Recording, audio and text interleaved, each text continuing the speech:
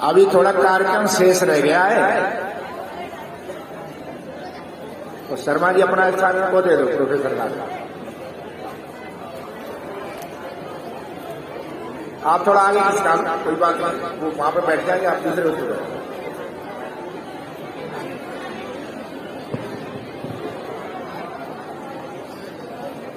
उनको भी बुला, दोनों लेंगे ना।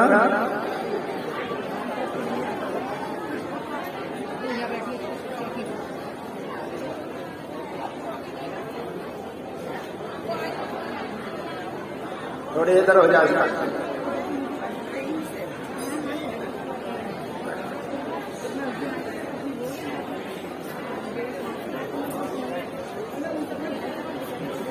थोड़े उधर खिसक लो, थोड़े उधर खिसक लो, जगह है उधर, थोड़ी सी जाओ उधर, काफी जगह है और उधर हो जाओ, उधर हो जाओ, उधर खिसक लो थोड़ी सी।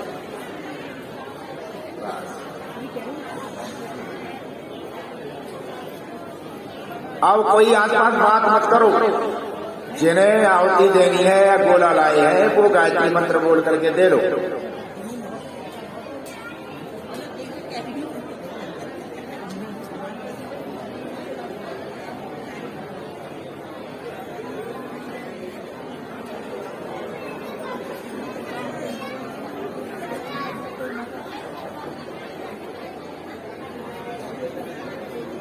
अब बातचीत नहीं जा रहा, इधर ध्यान दो, मंच की तरफ बात बहुत हो गई। अब देखिए, अपनी वैदिक संस्कृति में आराम को जगह नहीं दी गई है। यहां कहा गया है आराम हराम है। रिटायर वैसे तो हो जाते हैं ना, लेकिन अपने आप कोई रिटायर नहीं है। परमात्मा ने ये कहा है वेद में कि जब तक जिंदा हो तब तक काम करो। श्वास चलती है किसके लिए, तुम भी चलते रहो। जन्म कर्म के लिए मिला है, कर्म तुम्हें सुख देगा, और जिसके जितने हाथ बढ़ेंगे वो उतना ही देगा। श्वासों का उद्देश्य कर्म है, श्वासों का उद्देश्य कर्म है। थक कर क्यों मर जाए, मरने से पहले कुछ कर ले, याद सभी को याद। तो इसलिए हमारे यहाँ पर जीवन में ये व्यवस्था नहीं है। तो हमारे यहाँ व्यवस्था क्या की है, आश्रम व्यवस्था। देखो सब यज्ञशाला में नहीं आ पाएंगे, कुर्सियां इसलिए मंगाइए, बाहर भी बैठो। यज्ञशाला में सब नहीं बैठ पाएंगे, बाहर जो कुर्सी है ना उन्हें लेकर के धूप में बैठ जाओ। तो मैं कह रहा था यहाँ हमारे मानव जीवन की सफलता के लिए 4 आश्रमों की व्यवस्था की गई है। पहला आश्रम है ब्रह्मचर्य आश्रम। ये बल बुद्धि विद्या सब इकट्ठी करने के बाद में फिर गृहस्थ में जाओ। तो दूसरा है गृहस्थ आश्रम। और ऋषियों ने ऐसी व्यवस्था कर दी कि भाई 3-3, 4-4 पीढ़ी एक ही घर में घुसी रहेंगी तो लड़ाई होगी। और इतनी बढ़िया व्यवस्था की है, और कहा 60 वर्ष का और 8 वर्ष का घर में नहीं रहना चाहिए। ब्रह्मचर्य आश्रम में रहता रहा, तपस्या करता रहा, गृहस्थ में स्वाभाविक आप जानते हैं संस्कार बिगड़ नहीं, उसे 50 धंधे कर दिया, 50 काम करने, संस्कार ऐसे काम चलता नहीं, संस्कार में प्रभाव पड़ता है। तो ऋषियों ने देखा कि ऐसा बहुत संस्कार ऐसा प्रभाव पड़ेगा, अगला जन्म बिगड़ जाए। उससे कहा तो गृहस्थ से अलग हो जाए, वानप्रस्थ में चले जाओ और संसार की चीजें छोड़ दो। अब अपना जीवन त्याग तपस्या में बना करके तो संसार का काम भी करो, पुरस्कार भी करो, ईश्वर की आज्ञा में नहीं हो। तो उसके लिए ऋषियों ने दिया है वानप्रस्थ आश्रम का। वानप्रस्थ आश्रम मतलब है कि सब चाबी आप बच्चों को दे दो। अपने पास में चाबी नहीं दे रहा है सारा, अपने पास में रखो। पीढ़ियां बदलती हैं, विचार बदलते हैं, पुराने वाले विचार छोड़ते हैं, तो घर में विवाद खड़े हो जाते। तो वो उन विवादों को छोड़ा जाए इस भावना से ऋषियों ने ऐसी सुंदर व्यवस्था की है, अपनी व्यवस्था, जिससे कि सारा का सारा वातावरण शांतिमय स्वर्ग का है। तो महर्षि दयानंद की असीम कृपा से हमको फिर ये आश्रम मिले। हम तो भूल गए थे क्या, अब तो ऐसी दशा हो गई, हमारी इतनी संस्कृति इतने कट गई हैं, लोग बहुत लोग आते आचार्य जी क्या बोला रहे वानप्रस्थ आश्रम ये क्या होता, ये क्या होता मुझे समझ नहीं आता था। उन्होंने कहा वृद्धाश्रम कहाँ था, ठीक वृद्धाश्रम तो ऐसा हो जाता है गणोत्सव होता वानप्रस्थ, ठीक है। तो 8 वर्ष का गुरुकुल में पहुंच जाता था, 7 वर्ष का भी नहीं पढ़ता, दादा नाम जी वहां इकट्ठे हो जाते, कोई झगड़ा भी नहीं। और कहता जो है गृहस्थ अपना स्वतंत्र होकर के व्यवस्था करता रहता। तो ऋषि ध्यान में वेद के अनुसार की व्यवस्था दी है, उसको स्वामी ने लिखा है वानप्रस्थ आश्रम। वानप्रस्थ संस्कार उसे कहते हैं जो विवाह से संस्कार उत्पत्ति करके पूर्ण ब्रह्मचर्य से पुत्र भी विवाह करे, पुत्र का भी एक संतान हो जाए, पुत्र की भी एक संतान हो जाए अर्थात बाबा बन जाए, पुत्र की भी एक संतान हो जाए अर्थात जब पुत्र का भी पुत्र हो जाए तब वानप्रस्थ आश्रम अर्थात वन में जाकर के निम्न संवाद देकर अब प्रमाण दे दिए हैं। ब्रह्मचर्य आश्रम समाप्य गृही भवेत्, गृही भूत्वा वनी भवेत्, वनी भूत्वा परगृही। ये कहा ब्रह्मचर्य आश्रम कैसे गृहस्थ बने, गृहस्थ बन करके वनस्थ बने और वन के बाद में सन्यासी। आगे का वचन दीक्षा मापनोति, दीक्षा मापनोति दक्षिणा, दक्षिणा श्रद्धा मापनोति, श्रद्धा सत्य मापनोति। ऋषिदान कहते हैं जब मनुष्य ब्रह्मचर्य आदि सत्य वासना आदि जो नियम धारण करता है तब उस व्रत के उत्तम प्रतिष्ठा दीक्षा को प्राप्त होता है और ब्रह्मचर्य आदि आश्रम के नियम पालन से सत्कार पूर्वक धन आदि को प्राप्त होता और उस सत्कार से सत्य वासन से प्रीति प्राप्त होती है। सत्य में धार्मिक जनों की देख में सत्य विज्ञान में मनुष्य की श्रद्धा होती है और इसलिए श्रद्धा पूर्वक ब्रह्मचर्य क्रियाश्रम का अनुष्ठान करके वानप्रस्थ आश्रम अवश्य करना चाहिए। पहले इस चीज को समझ लो ढंग से। अब कोई ये कहेगा कि सारे आश्रम ठीक है तो तुम क्यों आएंगे, मालूम कहा तुमने गृह से क्यों नहीं किया, तो सीधे क्यों चले आए। छात्रों ने कहा है कि तो किसने पहले समझो इस चीज को। देखिए संसार में 2 तरह के कार्य हैं ये ना जो हमें बंधन में डालते हैं। संसार में दुख है, हर प्राणी दुखी है, किसी से भी कह दो थोड़ी बहुत तो दुख तो सबके पास ही। तो ऋषियों ने कहा दुख परिणाम होता है जन्म का।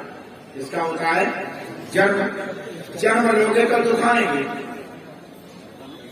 जन्म लोगे तो दुख आएंगे, 50 बीमारियां हो जाती, घर में परिवार में झगड़े पता नहीं कितना होता। तो दुख किसका कारण दुख नहीं होता है, जन्म होता। और जन्म क्यों होता है, जन्म इसलिए होता है क्योंकि हमारी प्रवृत्ति जो होती है ना वो संसार की तरफ रहती है।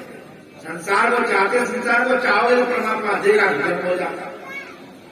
तो दुख का कारण क्या है बोलो, जन्म। और जन्म का कारण क्या है, प्रवृत्ति। और प्रवृत्ति का कारण क्या है, अविद्या। अविद्या क्या करे आदमी, फंसता फिर दुखों की अग्नि में पूरे जीवन जलता। तो सबकी बात क्या है, अविद्या। अविद्या हट जाएगी, प्रवृत्ति हट जाएगी, प्रवृत्ति हटेगी तो जन्म नहीं होगा, जन्म नहीं होगा तो दुख नहीं होगा। जब जन्म नहीं होता है तब व्यक्ति मुक्त हो जाता है। अर्थात मुक्त का मतलब ये मत समझ लेना कि डूब के मर गए गंगा वो जानते ही नहीं। मुक्त जीवात्मा अव्याहत गति कहते हैं। वो सूर्य पर चाहे, चंद्रमा पर चाहे, जहां कहीं शक्ति में चाहे वहां जाता है, कोई रोक टोक नहीं। और जो चाहे सो जीतता है। जितने मुक्त जीव हैं वो तुम जो भी करते हो जहां चाहे जा सकते हैं, देख सकते। मुक्ति का मतलब यही होता है कहीं पर भी संसार में उनके लिए बंधन नहीं। ये मत समझना मुक्ति जीव हो गया तो देखेगा ही नहीं, सुनेगा ही नहीं। और शरीर से करता है तब परमात्मा से करेगा। जो शरीर के माध्यम से कैसे परमात्मा। तो हमारे सबके जीवन का लक्ष्य क्या है बोलो, मुक्त होना। क्या है जीवन का लक्ष्य, मुक्त होना। अब मुक्त कैसे हो, क्या तरीका क्या है, तरीका ये कि ऐसे काम करो। तो कल भी हमने बताया भाई ये गला कैसे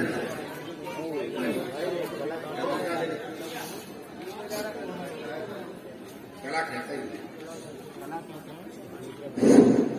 देखिए ऐसे ढंग से समझो, कल भी मैं समझा रहा था, इसकी थोड़ी आवाज बढ़ा। संसार चक्र कल मैंने कहा था संसार एक चक्र है।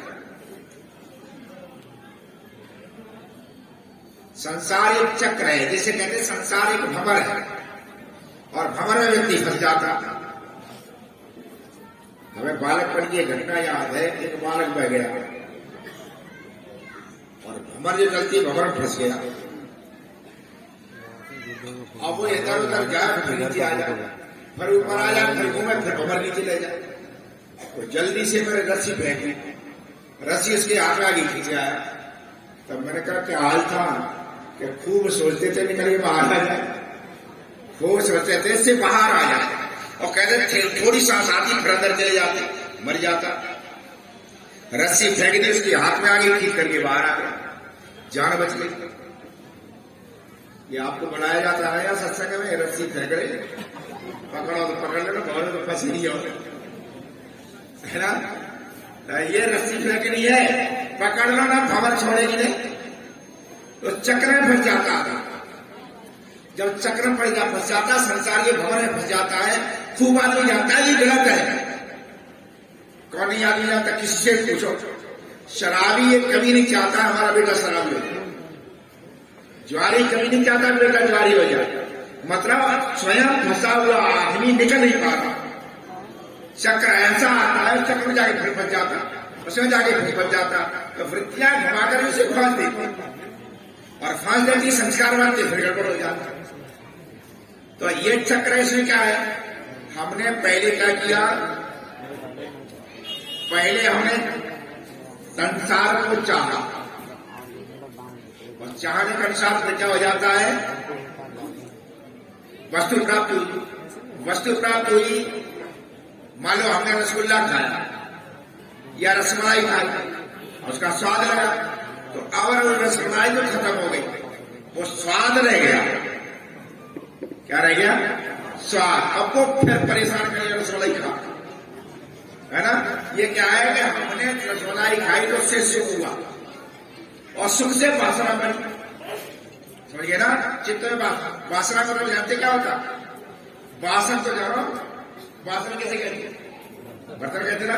अच्छा, बर्तन में जो चीज रह जाए वो वासना। जैसे अब बर्तन में मिट्टी का तेल डाल दिया, क्या डाल दिया, मिट्टी का तेल। अच्छा, फिर हटा दिया और फिर उसे साफ कर दिया, फिर सुख तो गंदा आई, यही वासना है। ये क्या है, ये वासना है। हमने कोई वो किया और उसके बाद में सुख मिला और सुख खत्म हो गया, सुख की वासना बनी, और वो वासना फिर हमें सुख के लिए प्रेरित करेगा।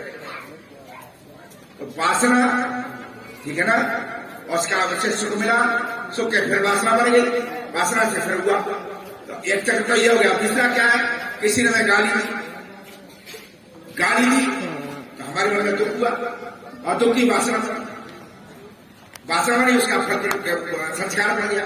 तो अब ये चक्र बन गया। फिर क्या है, वो दुख जो उसने दिया है, उसके ऊपर दोष पैदा हुआ, दोष पैदा होने पर चित्त में दोष पैदा हुआ, तो उसके दोष के लिए चक्र बन गया। इसीलिए सुख मिला, सुख के लिए फिर किया, और फिर हो जाता है ऐसे। तो ये चक्र है चेहरे वाला, ये टूटना चाहिए। टूटे तो क्या वासना में बने, अब वासना कब बने, जब हम चाहे ना। साग की जगह अच्छा आप सड़क चले जा रहे, साग सड़क चले जा रहे, 20 घटनाएं होती है। आदमी आ रहा, जा रहा, हॉर्न लगा रहा है, आपके अंदर कोई प्रभाव नहीं पड़ा, क्यों नहीं पड़ा? हॉर्न नहीं बज रहा है, कोई कुछ नहीं कह रहा है, हॉर्न नहीं बज रहा, कोई कुछ कह रहा है, कोई 50 घटना 50 बताओ, आपको कुछ प्रभाव नहीं पड़ा। चलो अच्छा, वहीं पर आकर के किसी थोड़ा ठोकर मार,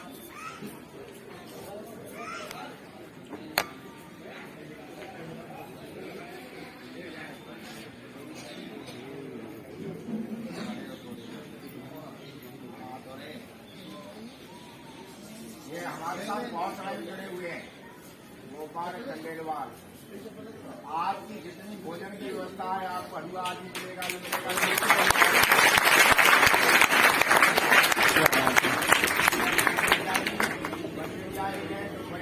भावना आप व्यवस्था होगी, जो भी हलवा की होगा वो सब दे रहे हैं।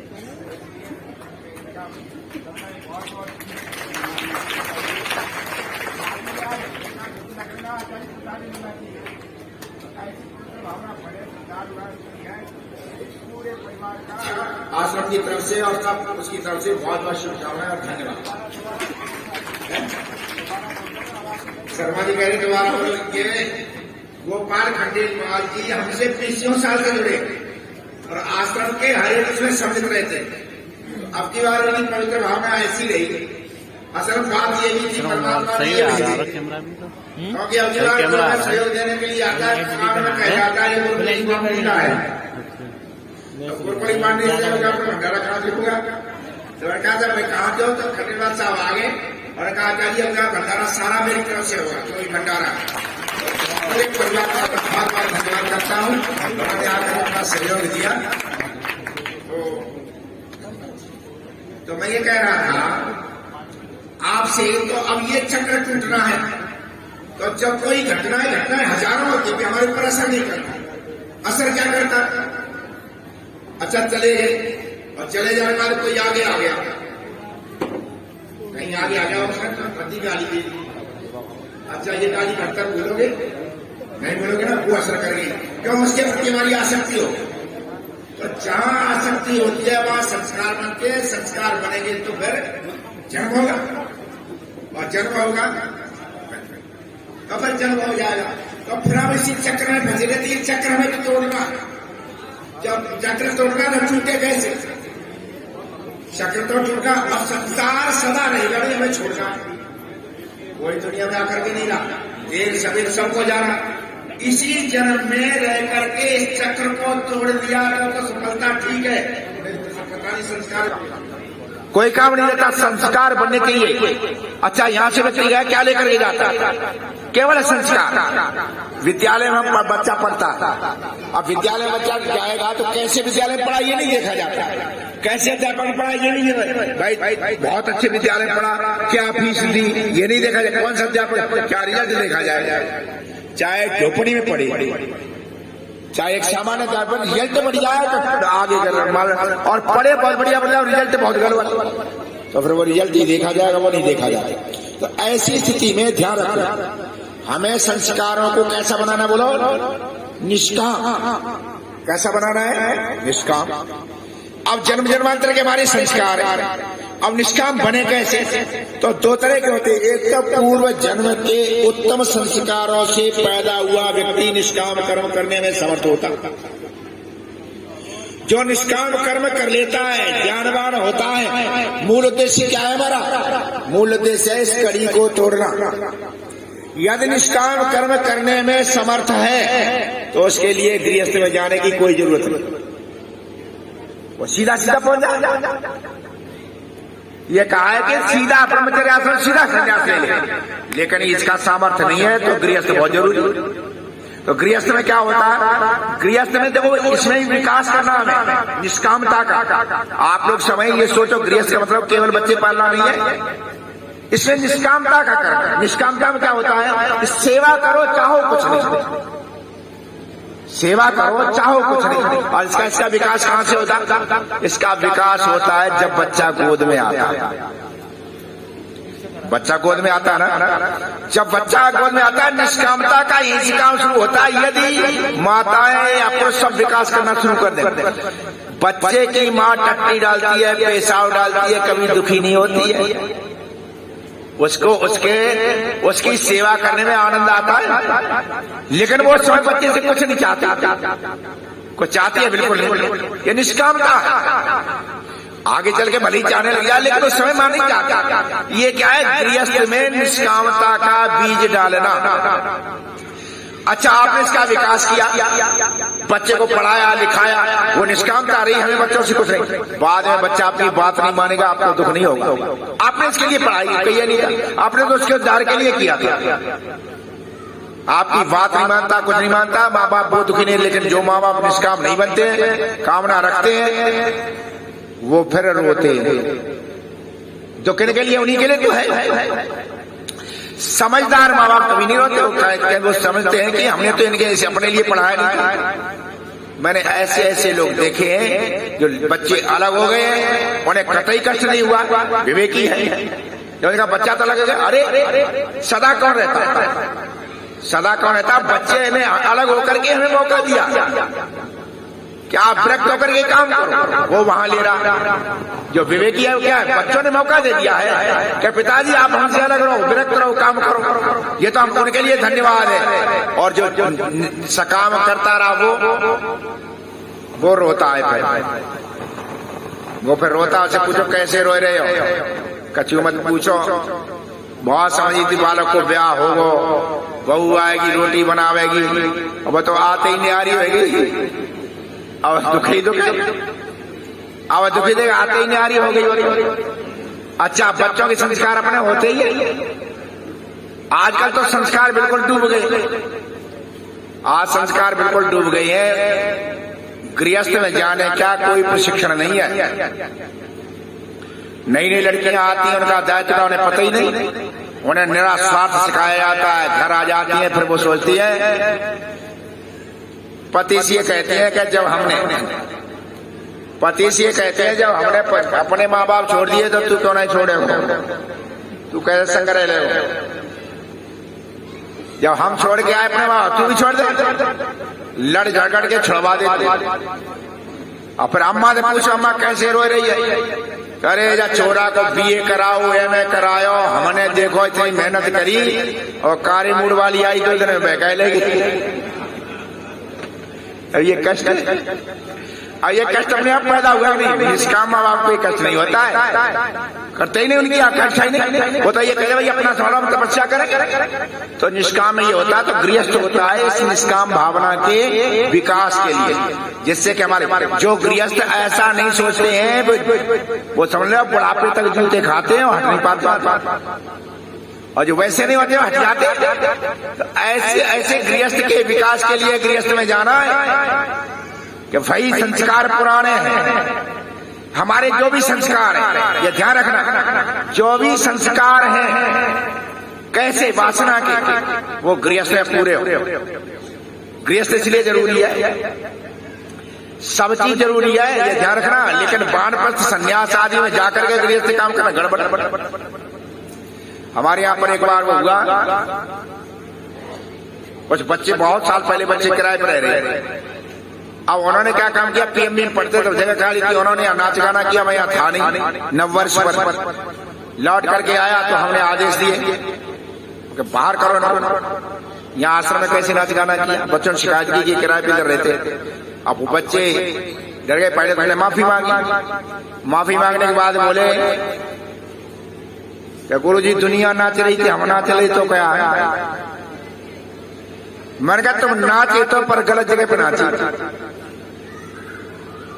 नाचे पहले समझा करो, नाचे गलत जगह पर नाचे और गलत समय पर नाचे कि कैसे। इसलिए तुम पिटाई का हकदार। पहले तो है तुम्हारा ब्रह्मचर्य समय चल रहा है, तुम्हें इन चीजों में पढ़ना नहीं चाहिए। दूसरी ये आश्रम था। अच्छा, ऋषियों ने व्यवस्था कर दी, गृहस्थ कर दिया, वानप्रस्थ के संन्यास काम। वासनात्मक वृत्तियां शांत करो, वासनात्मक वृत्तियां शांत करो, ये पवित्र भावना लेकर ही संसार को आगे बढ़ाओ। लेकिन जगह अपनी है, घर में सब बना होता, रसोई भी है, शौचालय भी है और सोने का स्थान भी है। अच्छा, कोई शौचालय में रसोई में जाए के टट्टी करे जाए, पिटे को ना पिटे। अरे भाई तो बना हुआ है शौचालय बन जा, और तू जाकर रसोई में टट्टी करे, पिटे को ना। संन्यास रसोई है, गृहस्थ वाले वानप्रस्थ करते उनके लिए क्षम्य है, लेकिन सन्यासी करता है ऐसा तो पिटने काम कर रहा। तो ऐसी पवित्र भावना हमारी है। हमारे जीवन का रास्ता कैसा हो, साफ। इसके लिए यदि किसी में विवेक पैदा हो जाए तो मैं समझता हूँ सौभाग्यशाली है, ये विवेक पैदा हो जाए। तो हमारे बीच में हमारे माननीय गुरुदेव जी हैं, उनकी धर्मपत्नी बैठी हुई है सामने। ये पढ़े लिखे हैं दोनों, ये बीएससी कॉलेज में रहे, अच्छी पढ़ाई लिखाई। आजकल पढ़ा लिखा आदमी जन नहीं वानप्रस्थ की तरफ आ रहा, चाहे कुछ भी करे, घर में पढ़ा पड़ रहा। लेकिन इन दोनों पत्नी ने, पहले तो मैं सोचता था यही कह रहे, बाद में कृष्णा जी भी आए, उन्होंने कहा वो नहीं, हम भी लेंगे साथ, अकेले वो नहीं लेंगे तो हम भी साथ में लेंगे। तो ये बहुत बड़ी हिम्मत की बात है और ये परम सौभाग्य है कि कि उनके जीवन में ये आ गया है कि हमें गृहस्थी की तरफ जाना चाहिए। तो जब ये जीवन में आ गया है तो मैंने कहा भाई सबके सामने लो, दूसरों को भी कुछ प्रेरणा मिले, वो भी पिटने से बच जाए। तो अब दोनों सुनेंगे कि इसमें ऋषियों ने क्या कहा है, ध्यान से। व्रतपते अग्नि, व्रतपति कहते हैं परमात्मा को नियम पालन करने वाला। परमात्मा अपने नियम नहीं तोड़ता। नियम पाल के शर दीक्षा को प्राप्त हुआ, मैं तुझमें स्थिर होके, ये आप लोग कर रहे हैं, ब्रह्मचर्य आदि आश्रमों को धारण, उसकी सामग्री सत्य को धारण और उसके उपायों को प्राप्त होता। इसलिए अग्नि में जैसे समिधा को धारण करता हूँ, वैसे विद्या और व्रत को धारण कर प्रज्वलित करता हूँ, वैसे ही तुझे अपने आत्मा में धारण करता हूँ, सदा प्रकाशित होता। ये प्रभु से प्रार्थना की गई है, आप नियम के पालन करने वाले हैं, हम नियम में रहेंगे। जैसे समिधा अग्नि में रख दी जाती है तो अग्निमय हो गई, हे प्रभु आज मैं तुझको अपने में रख रहा हूं, अब मैं तेरे में हो गया हूं, अब मेरा कुछ नहीं रहा। लाली तेरे लाल की जिद देखी तित लाल, और लाली देखन में मैं भी हो गई लाल, है ना। तो प्रभु मैं तेरे में हो रहा हूं, और जो कुछ है मेरा नहीं है, आज तेरा है, आज मैं संसार से। और क्या लिखा है, हे गृहस्थ, ये परमात्मा की तरफ से, ये तो कदा, हे गृहस्थ प्रकर्षता से जानता हुआ तू, सब जानते हैं अच्छी तरह से, प्रकरण अच्छी तरह से, इस वानप्रस्थ आश्रम का आरंभ कर, अपने मन को गृहाश्रम से इधर की ओर ला, पुण्यात्माओं के देखने योग्य वानप्रस्थ आश्रम को प्राप्त हो। ये वानप्रस्थ आश्रम किसको प्राप्त होता है, पुण्यात्माओं का काम है। इसे कौन प्राप्त करता, पुण्यात्मा। तो क्या कहा गया है, ये पुण्यात्माओं के प्राप्त करने योग्य है।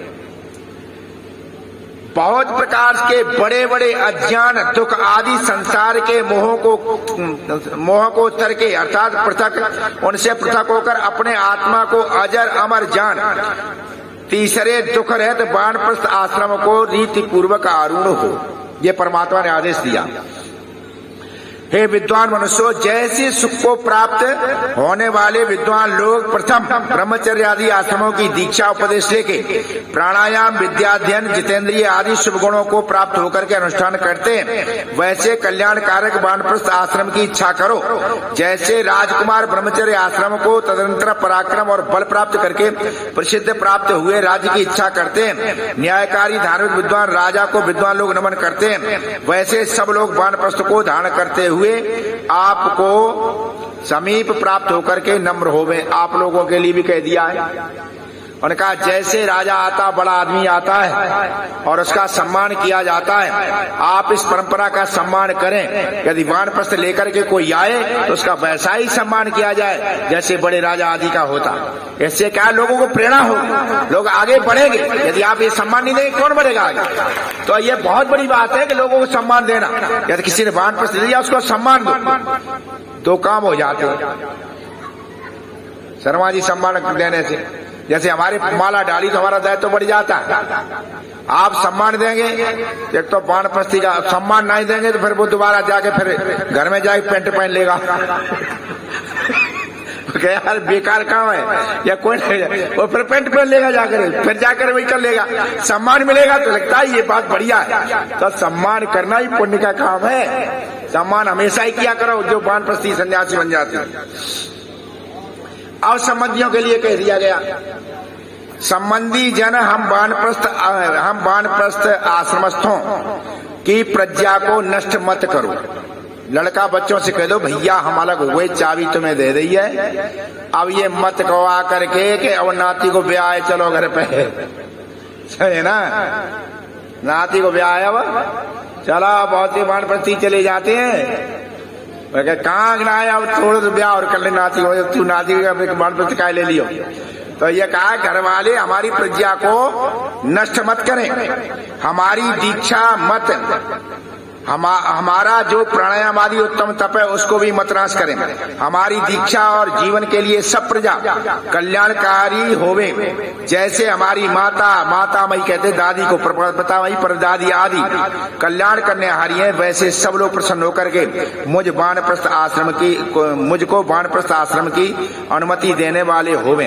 अर्थात घर वाले भी किसी प्रकार से भी व्यवधान यदि करते हैं तो उनसे हाथ जोड़ लो और हाथ जोड़ करके उनसे कहो कि भाई अब हमें परेशान मत करो, हमें साधना करने दो। दूसरी चीज यह है कि कई लोग ये करते हैं, साहब जंगल तो रहे नहीं, कहाँ जाए? तो ध्यान रखो, स्वामी दयानंद ने साफ कह दिया है कि सबसे पहली बात है कि घर से आसक्ति तोड़ो। और वन का मतलब केवल ये ध्यान रखना जहां बहुत से पेड़ खड़े हैं वो नहीं होता है। स्वामी दयानंद ने कहा ईश्वर के उपासना स्थल है वो वन है। तो मनुष्य का हृदय भी ईश्वर का उपासना स्थल है। मनुष्य का हृदय ईश्वर का उपासना स्थल है। तो अपने हृदय की तरफ वो बढ़े और प्राया करके तपस्वी हो। अब ज्यादा सुविधाओं की चिंता मत करना, शरीर को तपाना है, सुविधाएं कम से कम लेनी है, ज्यादा सुविधाएं नहीं लेनी। जितनी तपस्या कर लो उतना बढ़िया है।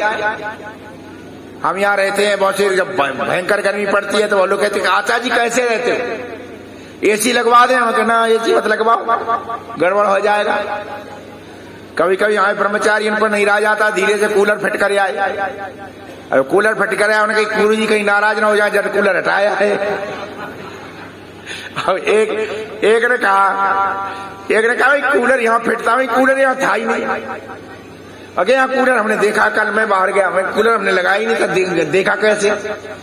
जब बाहर को पूछा है, उन्होंने कहा नहीं कूलर तो कल था, पहले हम लोगों ने भावना से कूलर लगा दिया, फिर पता लगा डांट पड़ेगी तो चुपचाप हटाया है, कूलर तो था। तो हमेशा ही त्याग बचा, जितना किंचित ज्यादा नहीं बीमार पड़ जाए, लेकिन थोड़ा थोड़ा शरीर को कष्ट देते हुए, शरीर को जितना कष्ट देंगे, जितना तपस्वी करेंगे, जीवन में उतना ही ज्यादा पवित्रता आती। तो थोड़ा थोड़ा कष्ट देते रहेंगे, कष्ट देते हुए अपना जीवन व्यतीत करेंगे। अब भाई कहाँ गए? ये बांध देना, ये दिया जाकर चावल। अब आप लोग थोड़ा उधर मुंह कर ले, चावल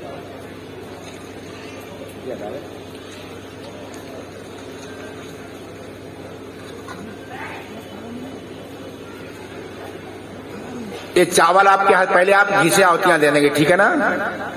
उसके बाद चावल से देनी है।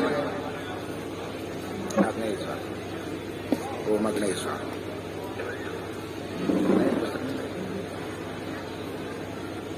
वो मत नहीं स्वाद